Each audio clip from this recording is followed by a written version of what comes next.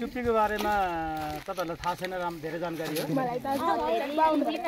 हो त्यसो टुप्पी चाहिँ हाम्रो वैदिक धर्मशास्त्र अनुसार चाहिँ शिरमा पाल्ने टुप्पीलाई शिखा भन्छ यसलाई हैन। यसका चाहिँ विभिन्न महत्त्वहरु छ म तपाईहरुलाई चाहिँ यो टुप्पीको महात्म्य चाहिँ बताउन गइरहेको छु है। हाम्रो शरीरमा रहेका विभिन्न ती पोइन्टहरु मध्ये एउटा महत्त्वपूर्ण पोइन्ट चाहिँ एउटा यहाँनिर हाम्रो टुप्पीमा शिरमा रहेको हुन्छ।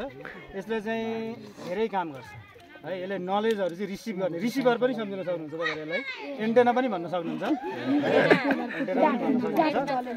अनि यसले चाहिँ तपाईहरुलाई यो प्रकृतिमा भएका ती ज्ञानहरुलाई चाहिँ यसले ग्रहण गर्छ है, रिसिभ गर्छ। यसले रिसिभरको काम पनि यसले गर्छ र हामीले चाहिँ विभिन्न हिन्दू धर्ममा चाहिँ विभिन्न देवकार्य पितृकार्यहरु गर्दाखेरि टुप्पीको यो शिखालाई चाहिँ यसरी हामीले गाँठो पार्नुपर्छ। यसरी गाँठो पारेर गरेका कामहरु मात्रै चाहिँ फलदायक हुन्छन् भन्ने हुन्छ। अनि तपाईहरुलाई चाहिँ यो देखावटी फेसन जस्तो लाग्यो होला तर यसको महत्त्व चाहिँ धेरै महत्त्व छ यो टुप्पीको महत्त्व है। सबैले पाल्छ सबैले अनि धेरै महत्त्व छ नि त गर्लसहरुलाई थुप्रो छ।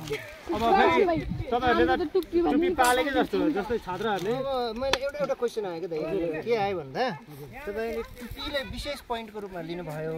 सेकेन्ड पोइन्ट चाहिँ के हो त फेरि? अनि हाम्रो शिरमा भएको हुनाले सबैभन्दा महत्त्वपूर्ण पोइन्ट चाहिँ हो। हाम्रो ज्ञानेन्द्रियहरु जननेन्द्रियहरु थुप्रै छन् हैन। 5वटा ज्ञानेन्द्रिय 5वटा चाहिँ कर्मेन्द्रियहरु छन् हैन। तिनको पनि महत्त्व आफ्नो ठाउँमा छ। ती ज्ञानेन्द्रिय कर्मेन्द्रियहरुलाई पनि नियन्त्रण गर्ने कन्ट्रोल गर्ने काम चाहिँ हाम्रो शिखाले टुप्पीले भनेपछि एउटा क्वेशन अझै पनि आयो। भनेपछि यो दिमागले चाहिँ टुप्पी कन्ट्रोल गर्ने हो कि टुप्पी होइन? यसले अब विज्ञानको दृष्टिकोणले हेर्ने भने यसका विभिन्न तर्कहरु लजिकहरु हामी दिन सक्छौं तर हामीले हाम्रो वैदिक धर्मशास्त्र ग्रन्थहरुलाई पनि मान्नुपर्ने हुन्छ। हामीले पुरातन धर्म चलिआएको संस्कार संस्कृतिलाई पनि जगेर्ना गर्नुपर्ने हुन्छ। र म हाम्रा सम्पूर्ण चाहिँ पुरुष साथीभाइहरुलाई चाहिँ छात्रहरुलाई चाहिँ के रिक्वेस्ट अनुरोध गर्न चाहन्छु भने तपाईहरुले पनि यो हाम्रो यो घुच्चुक भन्दा सिधा माथि शिरको एकदम त्यसको माथि सिधा माथि चाहिँ एउटा टुप्पी चाहिँ शिखा चाहिँ राख्नु होला, पाल्नु होला। यसका फाइदाहरु चाहिँ धेरै फाइदाहरु छ। तपाईं छात्रहरुले चाहिँ पाइला राख्नु पर्दैन। तपाईहरुको अलरेडी टुप्पी भन्दा पनि ठुलो कपाल छँदैछ है। म त्यति भन्न चाहन्छु।